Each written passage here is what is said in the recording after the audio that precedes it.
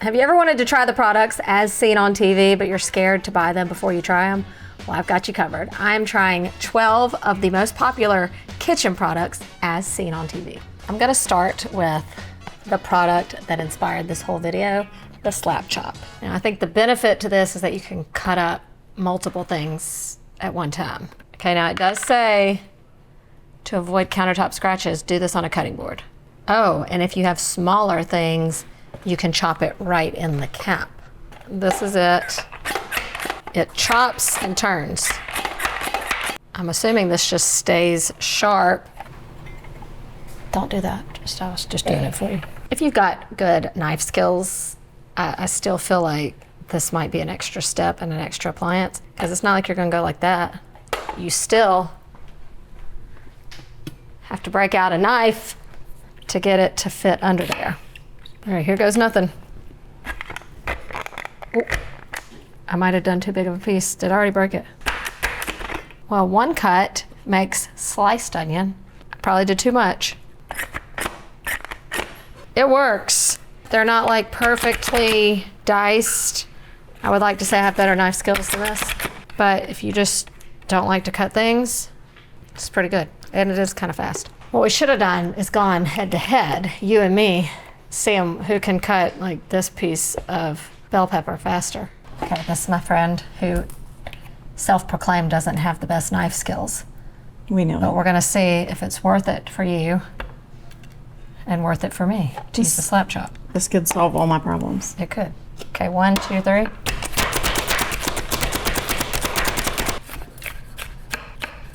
She might be done first, but I think I made baby food. one of these things is not like the other. This is applesauce. Okay, if you know me, you know the one thing I do hate chopping though is garlic, and it says if you're doing just small things, you could do it in this cup. So this could be cute to just chop up your garlic and then it's already in its little container. This takes less time and your hands don't get sticky or stinky. For those reasons, fine. However, this is gonna take up less room in my drawers and cabinets. So it's a no for me. While we're chopping, let's try the crank chop as seen on TV. Now this one kind of does look like it's gonna pulverize it. See, I'm like a perfectionist when it comes to my chopping. I like things orderly. The example it gives is salsa, and I'm trying to think of another example in which you would use this. I know I should wash these things first, but I just don't like to mess up its beauty with water spots. So right off the bat, it's gonna be small batch. Oh, it's starting a lawnmower. We'll just start with one item. Well, I feel like I should put the onion in there. Like, it's about cutting multiple things. You still have to get out your knife. Let's keep in mind. Oh. Wow. Is that a blade cover? Yeah, I think that's a cut. Well, let's just read the instructions. Oh, yeah, maybe that was a blade cover. Okay, sorry. Let's try that again. That's better. 4, 5. Now that works better than the slap chop, but it's still misshapen, you know? Okay, other than salsa, I don't know that you'd really use it a lot, but if you make a lot of fresh salsa, this could be good. Let's just try.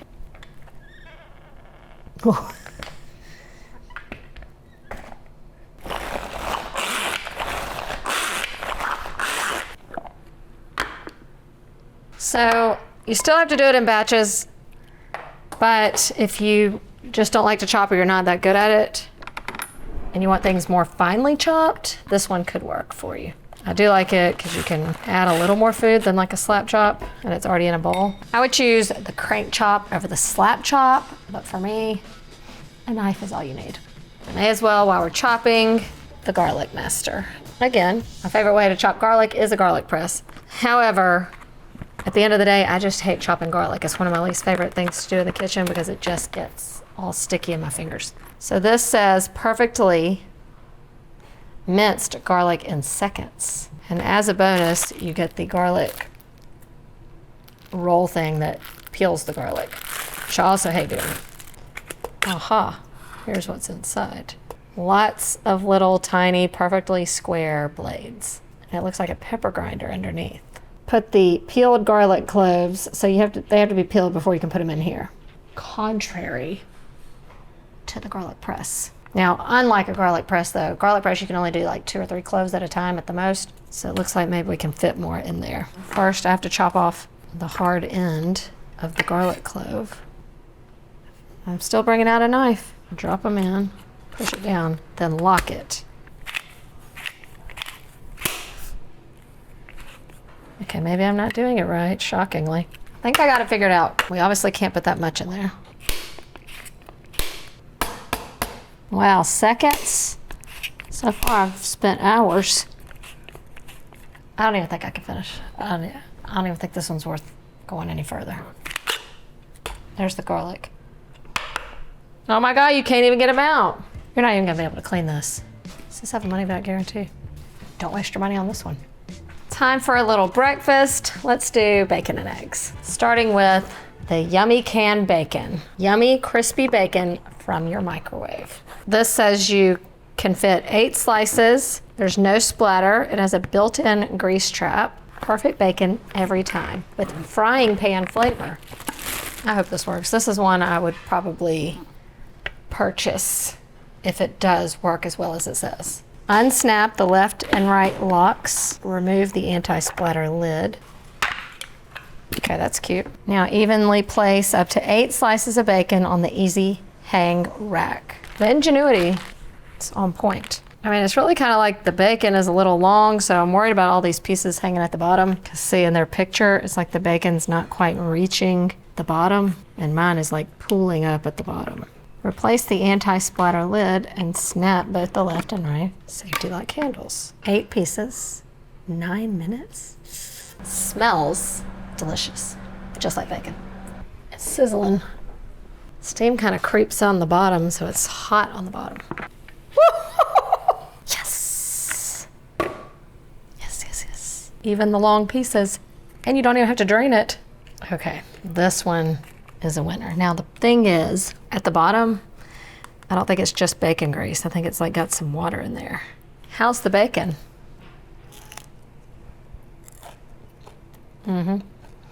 At $24.99, this would get a lot of use. I think this is worth the buy. Some eggs to go with our bacon. The ultimate Irish egg pod. 2-in-1, cook and peel. Perfect hard-boiled eggs in just minutes. Now I just learned a lot of ways to make perfect hard-boiled eggs. If you missed that video, go watch it. But is this even easier?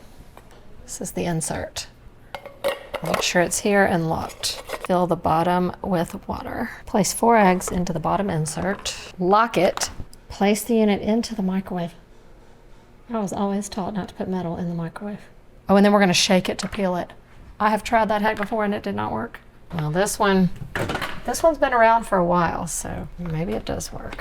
9 minutes. Okay, done and rested for 2 minutes. I don't know why I'm like scared of this thing, but. It says to run it under cold water for 2 minutes or put ice water. With the water still in the pod, replace the top and shake it vigorously up and down 10 times. Let me shake it a little more. Okay, it says they would slide off easily. They feel perfectly cooked. That's a good looking egg. Very slightly jammy, but not really. Definitely beats overcooked. What do we think? What do we think? It works exactly how it says it's gonna work. Nothing wrong with it. I'm not so sure it's any easier than doing it in a simple pot, which you already have. But maybe college dorms or somewhere where you only have a microwave, hotel, I could see it. Never heard of this one before. The RoboTwist, the electric jar opener, opens jars with the push of a button. I don't need that. However, I can see how this could be useful for the elderly who may have lost a lot of strength in their hands. Not gonna mention any names. It requires 2 AA batteries. Okay, it says take these little rubber things and point them down. Press and hold the start button for 5 to 7 seconds. 1, 2, 3, 4. Oh no. Did I not have it sitting on top of it? I don't think we did this right. 1, 2, 3, 4, 5, 6, 7.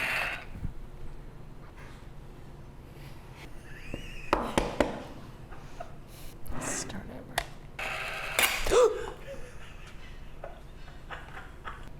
Oh! I don't think that was right though. Let's try this jar.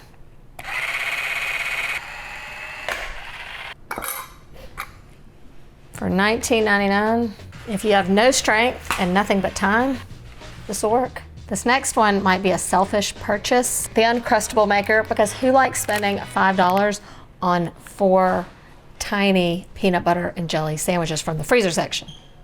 Not this girl. However, my kids love the novelty of them. So we could make however many sandwiches a whole loaf of bread makes for the same price as $1. The problem I have with Uncrustables in general is, what do you do with all the crust? I mean, as the mom and sandwich maker, I eat the crust as I'm making the sandwiches, but if I'm gonna buy this, I'm gonna make them in bulk, and I can't eat all that crust. And I like that we can do wheat bread, because the Uncrustables are white bread. My kids actually prefer wheat bread. So you have more control over the ingredients. Because it's gonna cut it off, don't waste your peanut butter and jelly by going all the way to the edges, because that's gonna get cut off anyway. I put peanut butter on both sides, that way the jelly doesn't leak through. Plus my kids really don't even like jelly, they like honey, peanut butter and honey. This didn't come with instructions because you're supposed to know what to do. Down we go. Don't you dare not work. It's like the old, Play-Doh, the Play-Doh toys, that's what this feels like. My very own Uncrustable. I got a little crust in there, but the wheat bread, probably a little sturdier. Oh, I see, you gotta kind of push the crust up under those little teeth. Cute, cute, cute, cute. I've always kind of refused to buy this thing, but it's only $8. 10 out of 10, this works. And it's really not a ton of bread wasted. Your kids are gonna peel this off and throw it away anyway. But if you don't have this, just a little bonus tip. And if you buy big jars of peanut butter, just take that. This is how I've done it with my kids. They're not that amused. This is also the right size, and you're still sealing in the fillings for $0. I mean, it might peek out a little bit, but just saying. I know your kids are gonna eat this one over this one, but still, just a thought. Next up, the chicken shredder. It's like a steering wheel chicken shredder. Never seen it in person, never used it, certainly. Thought it was gonna be red, it is green. If you don't like shredding chicken, which a lot of people don't, this could come in handy. Got the rubber grips on the bottom that is going to keep it somewhat stable. These are the handles. I like these kind of things that are self-explanatory. Now this one's gonna be like a time saver. Besides not liking to shred chicken, if it really only takes 2 seconds and you can throw it in the dishwasher, fine. Otherwise, it's gonna take up cabinet space. This thing's not staying in place. There we go. It doesn't work on wood, it's gotta stick to something. Huh, does work. That is ideal for chicken salad. Okay, let's count how many shreds it takes. Ready? 1, 2, 3, 4. Okay, it's $7.99. I think this is a pretty good purchase. And if you don't like to pick it out like I did, you can use the fork that it came with. We make a lot of chicken salad and chicken dips and stuff at my house, so this could come in handy. Pretty good one, and it's fun. If you're like me and you don't have $1 million to put in an outdoor pizza oven, then this is next. Piezano pizza oven. Crispy crust pizza in less than 6 minutes. And now listen, they're putting these words in here. That's what I like. Crispy bottom crust on my pizza, period, paragraph. This one is a little pricey, but not near as pricey as building the real thing. Pizza stone, it will only look like this before you ever use it. Even just one little use on a pizza stone, you can tell. Now this is pretty. It's like a shiny red engine. Little pizza peel. You get a lot of tools with it. I'm doing this in real time for you, which means I haven't prepared and studied all of this. So sorry for the delay, but I have to figure out how to use this thing. Okay, the instructions really are just about how to put the pizza on. The oven, all we have to do is plug it in. Now I'm gonna turn it to 800 because, I mean, do we start as high as it can go? Then we just build our pizza. The key is to build the pizza on the little peels. You need at least a ½ inch from the edges of sauce or toppings. Oh, I was also supposed to prick the dough. Apparently it's gonna be so close to the heating element that you don't want it to rise.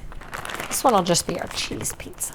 Now look, our oven is at 700. I feel like that's good for now. Then use both of these. So, pretty good transfer. Spoke too soon. Okay, it says to check it after 3 minutes. In less than 6 minutes, the whole thing will be ready. So it did say if it's kind of cooking, we can rotate it. I think it's a little uneven, but also my whole pizza's a little uneven. It's pretty impressive. Pretty impressive. I told you, you can only get one use out of this though. Okay, I'm gonna let it get hot again and make a pretty one. Let's see how our first one did. It does have a little crunch under there. We're not really gonna judge this book by its cover though. I think Dave Portnoy would be proud of that one. Here we go, one bite, everyone knows the rules. Pretty good. It's better than what comes out of my regular oven. This is the pizza in just under 5 minutes. That is good looking. That's a good sound, okay. That is 0 flop. Crusty. I will take this home. That's probably one of the most perfect crust I've ever done for like a homemade pizza. In the world of Dave Portnoy's, I'm gonna give it like a 8.7. It's pretty generous. In the world of me, I'd give it like a 9.8. The Piezano, worth the buy. These next two products do the same thing, so I guess we'll determine which one is the better buy. We have the Better Breader and the Collapsible Batter Bowl. This is going to eliminate that 3-step process. You know, like when we're, frying chicken and we've got 2 or 3 bowls, we've got a complete mess of the flour and the milk and back to the flour. This is supposed to eliminate all that. So, start with the Easy Shake Better Breader. It's also an onion blossom maker. Let's just call it a bloomin' onion. But how often do you make those? This comes in at $16.99. You can't batter and bread. Like you can't do the wet and the dry in either one of these. You could batter or bread though. Like so if you do like a beer batter, like a wet batter on something, you can do that instead of the dry. So it does eliminate one bowl, but I think more importantly it's supposed to just keep your hands from being too messy. And then in this one we'll put the flour. So I'm just gonna do both of these at the same time and see which one gives us the better result. Seasoned flour in the bottom. And now this one is the Collapsible Batter Bowl. They both have lids, so you could always bread something and then keep it in the fridge stored. This one has a longer surface area, so you can get more in it. Same amount. And you can do multiple at one time. So instead of doing one at a time, which is typically how you bread something, all right, I'm gonna do twice as many in the bigger one. Number 1. Pretty good, pretty good. Let me just go ahead and double batter because I feel like that's what you would do for real. My hands are clean. Maybe it's not as useless as I thought.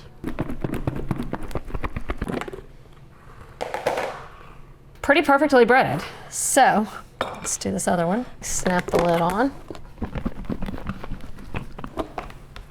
Ooh, with this one you may only have to batter it once. Bread it once, but I feel like you want the excess to really drip off the bottom, so I'm really not sure who's performing better at this point. Let me just do an even matchup. It's shake and bake, and I help. It's shake and bake, and I help. Oh, I ran out of flour on this one, but I also had twice as much chicken. I don't know, guys. This one is getting a little gummy. I don't know, this one has a harder time separating the wet and dry. This one, I knew it was supposed to go out one more time. That's user error. Now I can give you a better comparison. Really, they function about the same.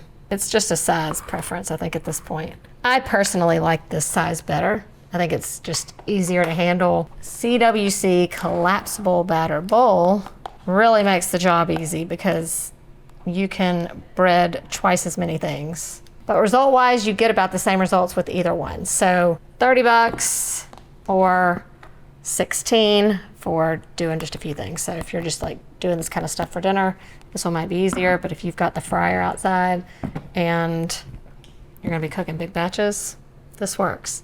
You can store it collapsed so that it doesn't take up so much cabinet space. So I think these are a tie. It's just a matter of preference. For my final trick, as seen on TV, however, this isn't really a kitchen product, but it definitely involves food. And I wanted one. The Saucemoto Dip Clip. Raise your hand if you eat in your car. And if you didn't raise your hand, you're lying. But you know, you're always trying to like hold the sauce, dip, or it's down in your cup holder and then you spill it on the way back up. Not with this. It clips onto your air vent. Oh, you get 2 in a pack. Great stocking stuffer at $9.99. You can put your sauce in horizontal or vertical. McDonald's, Burger King, Wendy's, you're gonna put it in vertical. I just don't have any right now. But for larger sauces, like these ketchup packets, fit in horizontal. Oh, we gotta at least try it out in the car though, right? Okay, so you slide it into the air vent and you twist it until it's level. That looks good. It's probably safest to put the sauce in and then open it. Try it out. Whoop. That would have been bad. Okay, that's sturdy. Okay, we're locked and loaded. Shall we take a Dunkaroo?